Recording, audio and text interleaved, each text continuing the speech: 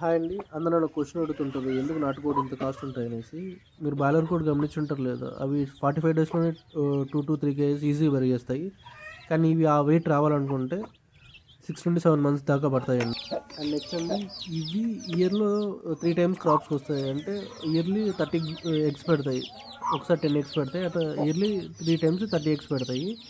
So దాంట్లో పెరిగేది ఏంటంటే ఫుల్లీ గ్రోన్ 6-7 మంత్స్ 3-4 కేజీస్ వచ్చేటి 6-7 పెరుగుతాయి 30లో.